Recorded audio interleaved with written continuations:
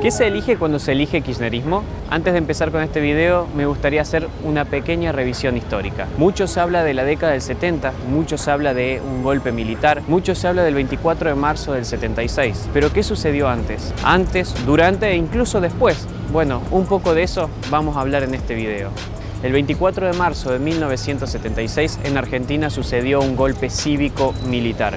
¿Por qué digo cívico? Porque fue con el apoyo del pueblo.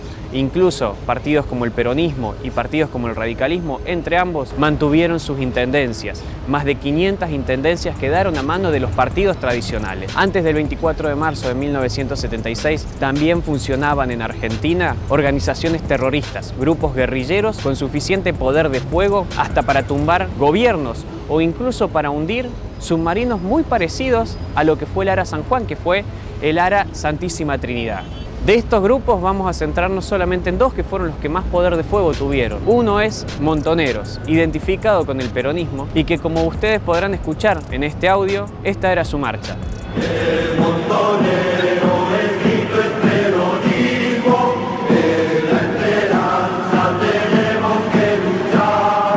El montonero, el pueblo es el camino, pero no muerte, socialismo nacional. Perón o muerte, socialismo nacional. Ese era el objetivo, socialismo, llegar al poder a través de las armas para lograr que Argentina sea un país socialista aliada a Cuba y a la Unión Soviética en aquellos momentos. Otro era el ERP, el Ejército Revolucionario del Pueblo, brazo armado del Partido Revolucionario de los Trabajadores. El ERP ya tenía una ideología más marxista y planeaba llegar directamente al comunismo a través de las armas, como bien lo indica su marcha también. Va marchando al combate por el camino del Che, con su bandera en la mano y sin dejarla caer, por la patria socialista como consigna final, la etapa capitalista para siempre morirá. Estos dos grupos tenían el objetivo de llegar al gobierno a través de las armas. Ambos tenían suficiente poder de fuego que tenían hasta fábricas de armas propias, tenían sus propias imprentas, tenían sus propias organizaciones donde manejaban hasta secuestros. Pocos saben que en la provincia de Córdoba se secuestró, torturó y asesinó a un diplomático, a un cónsul de los Estados Unidos. Ese era el poder de fuego que tenían estas organizaciones. ¿Y ahora qué tiene que ver el kirchnerismo con todo esto? Ahora te lo cuento.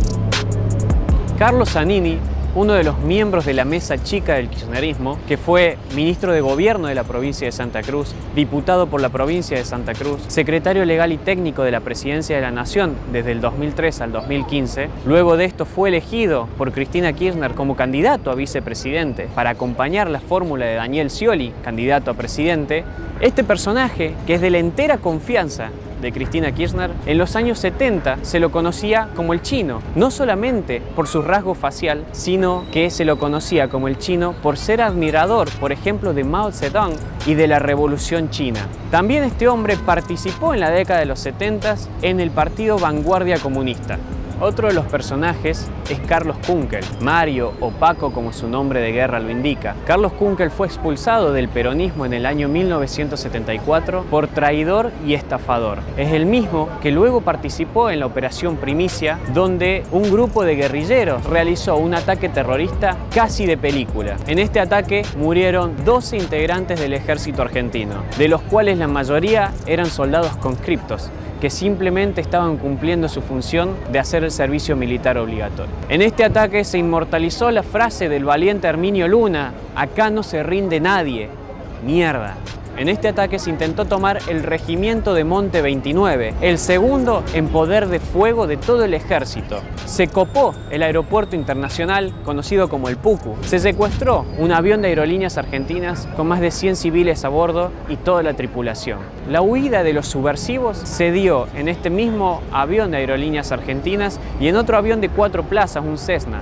el avión de Aerolíneas Argentinas aterrizó en una finca de Formosa, mientras que el otro en una arrocera de Corrientes. Este Kunkel es el mismo que fue diputado por el Frente para la Victoria, es el mismo que fue subsecretario presidencial y es el mismo que fue vicepresidente del Consejo de la Magistratura.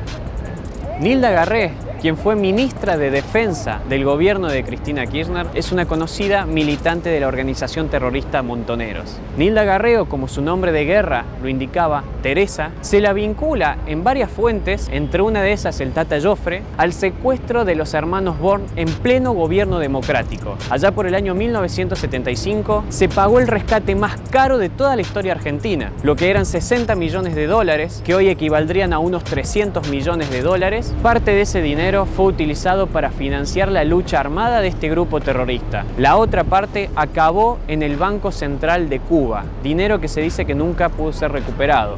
Nilda Garré se casó con Juan Abal Medina, el hermano de uno de los fundadores de Montoneros, Fernando Abal Medina. Fernando participó en el secuestro y asesinato del expresidente de la Nación, Pedro Eugenio Aramburu. Y con canciones como estas, Montoneros se reía de esa muerte. Había una que era: con los huesos de Aramburu, con los huesos de Aramburu, vamos a hacer una escalera, vamos a hacer una escalera. Para que los chicos de la villa lleguen hasta el cielo, ¿no? Con los huesos de Aramburu, con los huesos de Aramburu, vamos a hacer una escalera, vamos a hacer una escalera, para que llegue hasta el cielo, nuestra Evita Montonera. Es por eso que tenemos que tener memoria y no nos tenemos que olvidar cómo Nilda Garré perseguía ideológicamente a todo militar en actividad o retirado que se animaba a levantar la voz por la verdadera historia de los 70. Recordemos un caso donde dejaron afuera de la fuerza a militares que habían participado en un acto en memoria de las víctimas civiles y militares de la guerrilla. No nos debe sorprender tampoco que cuando se la designó a Nilda Garré como ministra de Defensa, fue el mismo partido, Patria Grande, un partido de izquierda y alineado al Foro de San Pablo, que salió a apoyar esa designación. Eduardo Luis Duhalde, quien fue secretario de Derechos Humanos de la Nación del 2003 al 2012, poco se puede decir que sea representante de los derechos humanos. En el año 1972, estando en Cuba, fue el que recibió a los terroristas que se habían fugado de la cárcel de Rawson, terroristas que provenían de organizaciones como FARC, Fuerzas Armadas Revolucionarias, el Ejército Revolucionario del Pueblo y Montoneros. Entre los años 73 y 74, Eduardo Luis Duhalde dirigió la revista Militancia Peronista para la Liberación, más conocida popularmente como Militancia. Eduardo Luis Duhalde fue el mismo que defendió a los que secuestraron y asesinaron al presidente de la fábrica Fiat, el doctor Ovedrán Salustro. En el número 30 de su revista, en la página 14, Eduardo Luis Duhalde se burlaba del secuestro al empresario norteamericano Victor Samuelson. Se burlaba y festejaba el secuestro de una persona solamente por trabajar en una empresa extranjera. Seamos conscientes de eso. En el número 28 de su revista, se lamentaba de que una bomba le había explotado a 2 terroristas en la mano, diciendo que podría haber tenido otro final mejor de algún oligarca o de algún militar. La vida terrorista de Eduardo Luis Duhalde no terminó en la década del 70. Luego siguió en Nicaragua, donde junto a Enrique Gorriarán Merlo fundaron el movimiento Todos por la Patria, movimiento guerrillero que en pleno gobierno democrático de Raúl Alfonsín quiso aplicarle un golpe, atacando el regimiento de la Tablada. Ataque que fue heroicamente frustrado gracias a las fuerzas del ejército argentino, de la policía bonaerense y de la policía federal.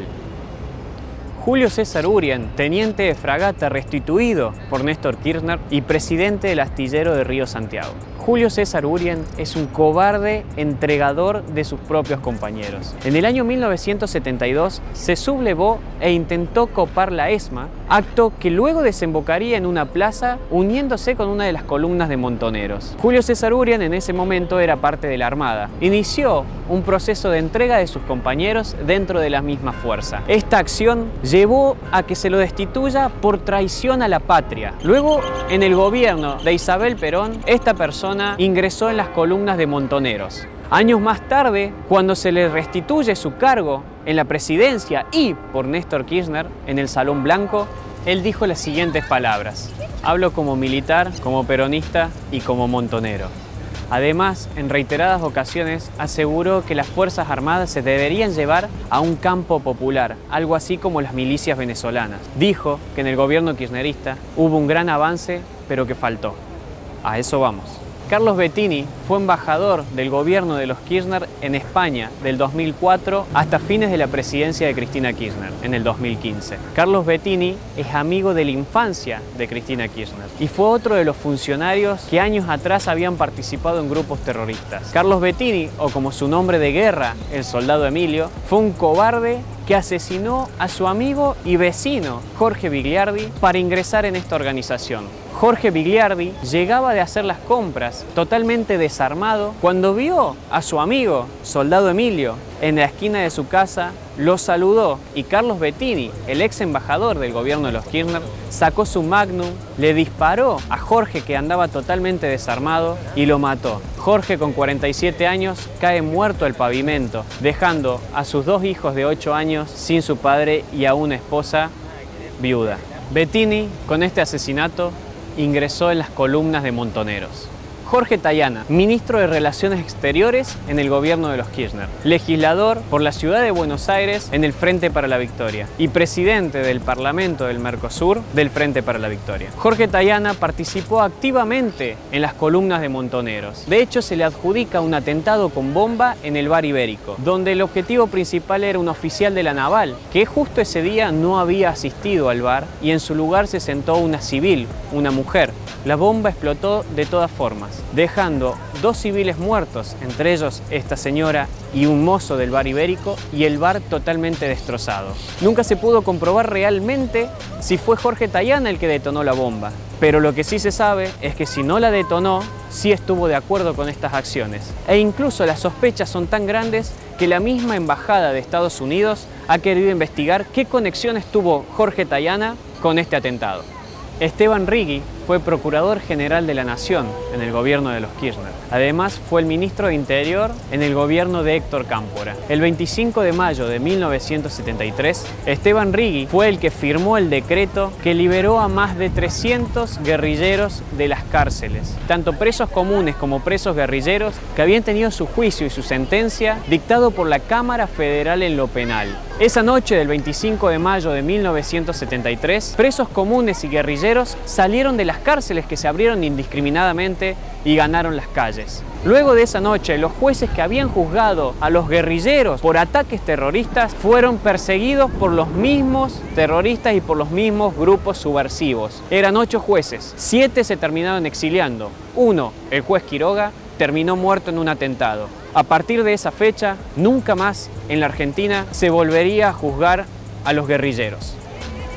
Horacio, el perro Berbisky, es uno de los personajes más nefastos de la historia argentina, que sin embargo hoy goza de una buena reputación y camina libremente por las calles y las provincias de nuestro país. Horacio Berbisky fue parte de Página 12, también fue parte de Carta Abierta, el grupo Filo K de supuestos intelectuales. Además preside el CELS y también tiene una página donde escribe llamada El cohete a la luna. También Horacio, el perro Berbisky, fue uno de los que impulsaron varias políticas llevadas a cabo por el kirchnerismo.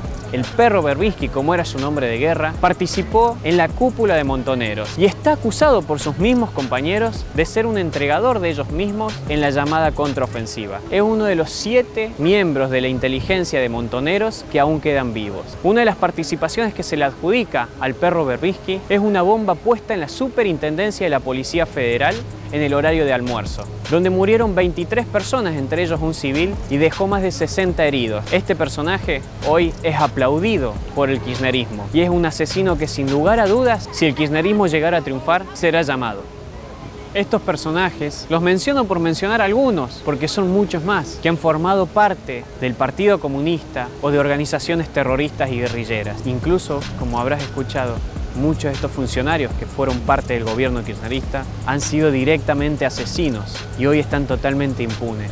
Nos han dejado en claro que no creen en la libertad y que no creen en la república. Por eso es que atacaban las instituciones en gobiernos democráticos. Por eso es que se armaban para llegar al poder. Y como no pudieron por las armas, ahora van a intentar llegar con tu voto.